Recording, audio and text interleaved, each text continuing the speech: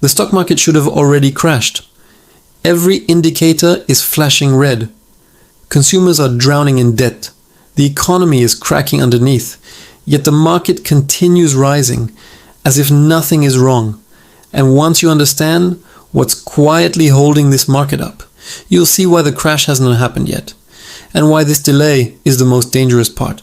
Like Warren Buffett said, be fearful when others are greedy, and greedy when others are fearful.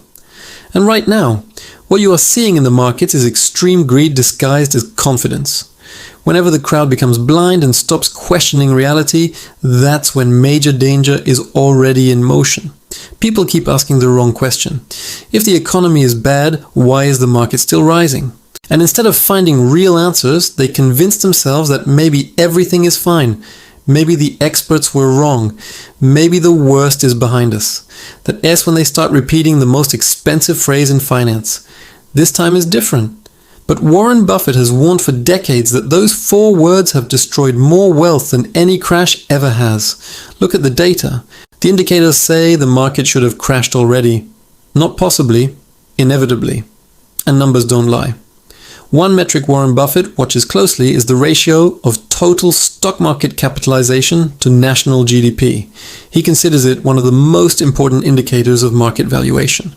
Today, the total market cap of US publicly traded companies is around $66 trillion. US GDP is roughly $30 trillion. Divide 66 by 30 and you get 220%. Warren Buffett has repeatedly emphasized that anything above 100% is considered overvalued. At 120%, you should become cautious. At 150%, you should become worried.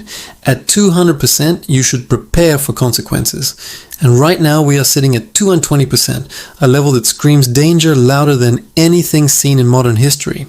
To put that into perspective, before the dot-com crash in 1999, the ratio was 115% and the market still fell by more than 60%. If a crash could happen from 115%, what do you think happens at 220%? And that's not the only alarm.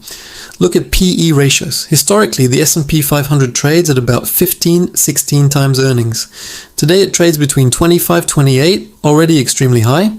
But the real danger lies inside the companies driving those averages. Nvidia trades at a PE ratio of 53 to 55. Amazon trades around 35 to 37. Microsoft around 35 to 40. And Tesla, the most shocking one, sits at 286. When people pay $50 for $1 of earnings, they are not investing. They're speculating on hope. Warren Buffett has said many times that when investors are willing to pay any price for a stock simply because they believe someone else will pay more later, markets become casinos, not rational systems. Before the dot-com crash, the S&P 500 PE ratio was 29.32, almost identical to today. And back then, people insisted prosperity would go forever. They believed technology had rewritten the rules. They were wrong. The rules didn't change. The psychology did. When enough people stop listening to warnings, the fall begins. All of these indicators point clearly to an overdue correction. Yet the market still refuses to fall. The average person sees that and assumes everything must be safe. But the delay is not safety. The delay is pressure building underneath the surface. So why hasn't the crash happened yet? What invisible supports are holding the market up? Here is what most people are missing. 2 major forces are artificially propping the market up. Powerful temporary forces that delay the collapse but cannot prevent it. The first force is quiet government stimulus. People believe stimulus ended years ago. It didn't. It simply became hidden. Expanded credit programs, aggressive government spending, and covert corporate support mechanisms are injecting money into the system behind the scenes. The government collects about $5 trillion a year through taxes, but it is spending $7 trillion. That $2 trillion difference is borrowed money pushed into the economy. It flows into companies and salaries, and from there into consumer spending. That artificially boosts revenue for corporations, making earnings look solid and propping up stock prices. But with $38 trillion in national debt and interest payments now exceeding $1 trillion per year, the clock is ticking. As Warren Buffett has warned repeatedly, you can't borrow your way to prosperity. Borrowing only delays reality, until suddenly it doesn't. And that leads to the second force holding the market up: inflation and dollar devaluation. The current administration openly supports a weaker dollar to make exports cheaper. Meanwhile, countries in the BRICS alliance are actively reducing reliance on the dollar for international trade. That decreases global demand for the dollar. At the same time, US treasuries, once considered the safest asset on earth, are no longer viewed that way. When confidence in treasuries falls, confidence in the dollar falls. And when demand for the dollar falls, its value falls. A weakening dollar fuels inflation. And when inflation rises, companies raise prices. That increases earnings, not through innovation, but through currency erosion. It's not real growth, it's inflation disguised as growth. And Wall Street knows this. When inflation rises, debt becomes cheaper and asset prices inflate. So large investors borrow huge amounts of money to buy stocks. If inflation continues, they make enormous profits. That is why the top 10% who own nearly 90% of all stocks are still aggressively buying. But the bottom 90% are being crushed by rising living costs and shrinking purchasing power. These two forces, quiet government stimulus and inflation-driven earnings, are what is holding the market up. But they are temporary. They delay the crash. They do not stop it. Delays create pressure. Pressure creates instability. Instability creates collapse. And when confidence breaks, everything snaps at once. The delay in the crash has created a dangerous illusion. The illusion that everything is fine. People look at the rising stock market and assume the economy must be strong. They believe that because nothing has broken yet, nothing will break. But that's exactly how every major financial collapse has unfolded. People mistake silence for safety. They mistake delay for stability. Warren Buffett has warned repeatedly that markets don't collapse when everyone is expecting disaster. They collapse when people stop worrying. The market is a device for transferring money from the impatient to the patient, he said. And right now, the impatient crowd is convinced nothing bad can happen. The patient are quietly preparing. The question everyone should be asking is this: if everything looks so bad, why hasn't the market already crashed? And the answer is simple. Markets don't fall when conditions deteriorate. Markets fall when confidence breaks. And confidence hasn't broken yet. Confidence is like an overloaded bridge. It doesn't collapse when the first crack appears. It collapses when the final bolt snaps. Right now, the bolts are rattling, but they haven't snapped. Yet. And there are three fragile threads still holding confidence together. All three are weakening. The first thread is consumer spending. The US economy is built on consumption, with nearly 70% of GDP coming from consumer spending. For years, consumer demand has stayed strong, not because people are financially healthy, but because they are spending money they don't have. Credit card balances are at record highs. Personal savings are near record lows. The average American is stretched thinner than ever before, and they're using credit to survive daily life. Warren Buffett has said many times that you only find out who is swimming naked when the tide goes out. Right now, millions are floating because the tide is artificially high. When that tide recedes, when credit tightens, when spending stops, the exposure will be brutal. And when consumers stop spending, earnings fall. When earnings fall, stocks fall. There is no scenario where consumer exhaustion doesn't hit the markets. The second thread holding confidence together is the labor market. A labor market that is widely misunderstood.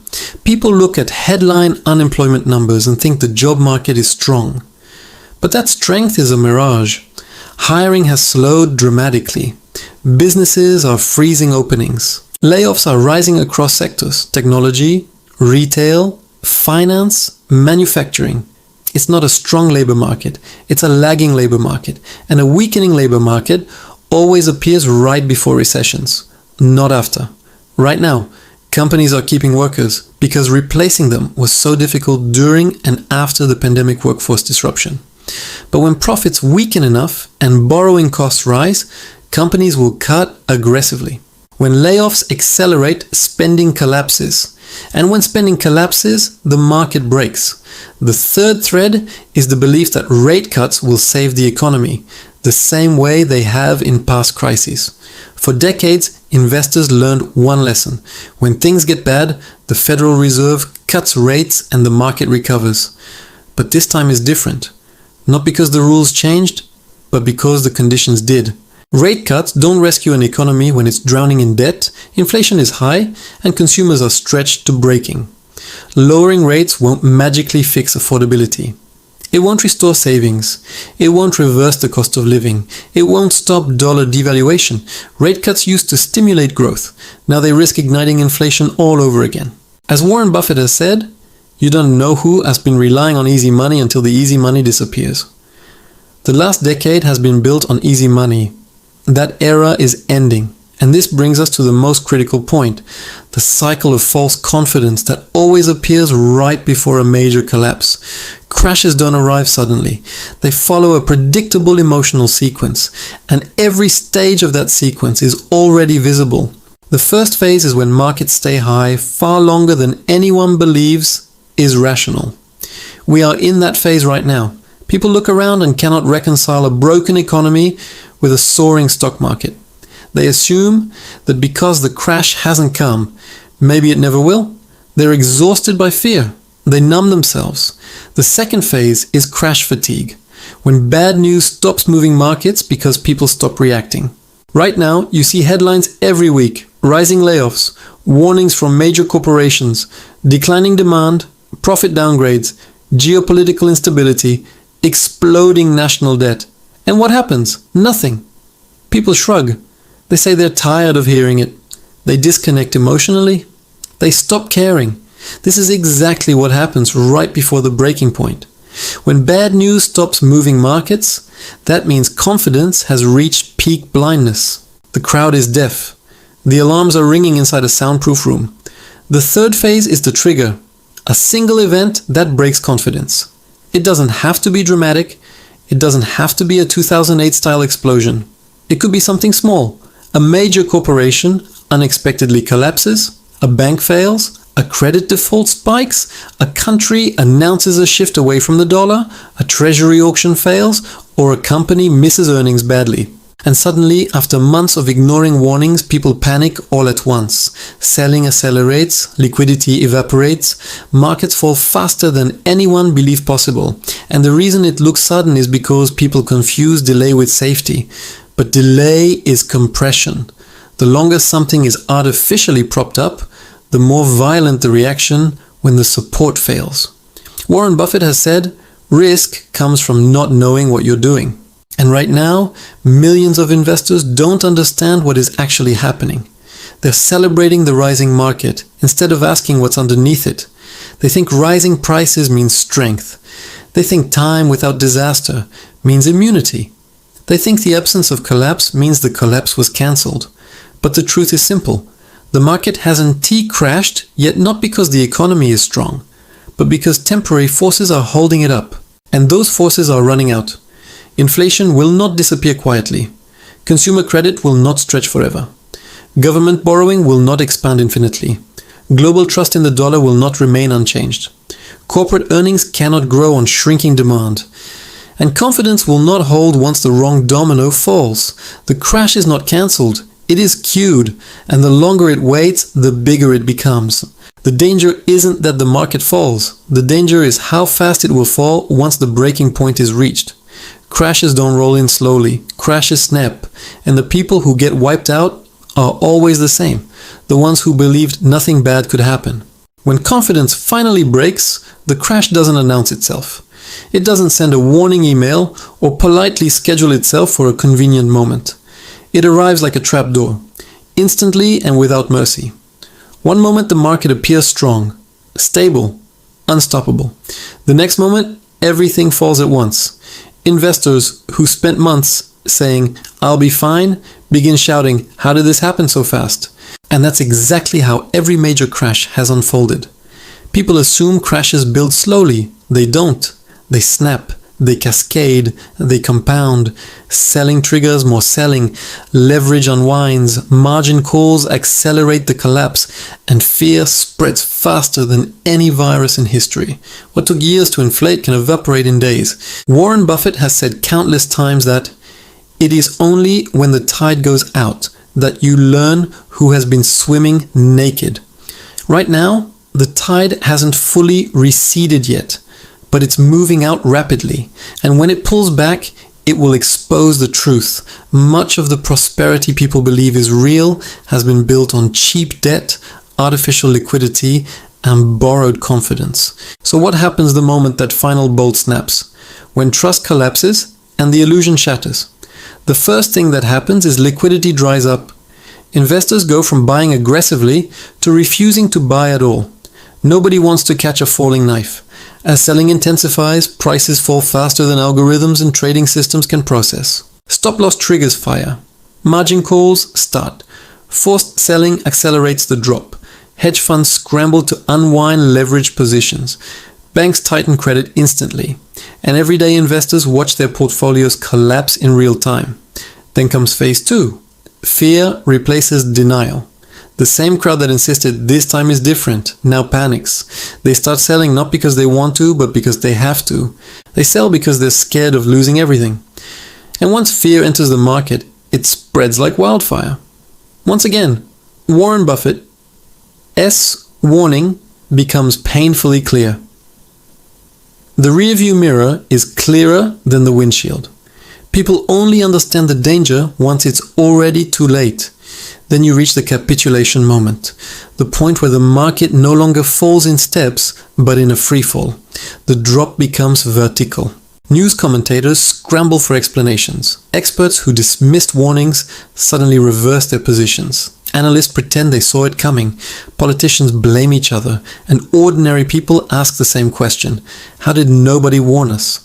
But the warnings were there all along. They were simply ignored. The next phase is the economic chain reaction. When market wealth evaporates, consumer spending collapses. People stop buying cars, vacations, electronics, and houses. Businesses lose revenue. Companies cut costs. Layoffs accelerate. Loan defaults rise. Banks restrict access to capital. Real estate prices fall. Bankruptcy filings surge. Government assistance expands, adding even more to national debt. And because the system is already stretched thin, every shock hits harder. And while all of this is happening, something else occurs. Something that always happens, every time without exception. The wealthy start buying. While the average person is frozen in fear, the people who prepared move aggressively. They wait for panic. They wait for blood in the streets. They wait for assets to fall to a fraction of their real value. Warren Buffett has repeated it for decades. Opportunities come infrequently. When it rains gold, bring out the bucket, not the thimble. Most people never bring even a cup, because when the storm arrives, they're too busy trying to survive it. They don't have cash reserves, they don't have dry powder, they don't have a plan. They're drowning while others are positioning. That is why more millionaires are created during recessions and crashes than at any other time in history. When assets collapse, when fear peaks, when the world looks hopeless, that is when transformational wealth is built. But only by those who recognize the cycle early enough to prepare rather than react. Because the smart investor never asks if a crash is coming. Only when. And when the warning lights are flashing this loudly, pretending they're not there doesn't protect you. It exposes you. The truth is simple, the market hasn't crashed yet because temporary forces have delayed reality. But the delay has made the system more fragile, not stronger. The longer the pressure builds, the more violent the collapse becomes. And when this market falls, it won't gently correct. It will reset. The market isn't being held up by strength. It's being held up by pressure, borrowing, inflation, and hope. And hope is not a strategy. When confidence finally breaks, there will be two groups of people. The first group, the majority, will panic, blame, and lose everything they spent years trying to build. The second group, the prepared, will act strategically, buying the assets others are forced to sell at prices others never imagined. And that's why Warren Buffett has famously said, the secret to getting rich is to act when others are paralyzed.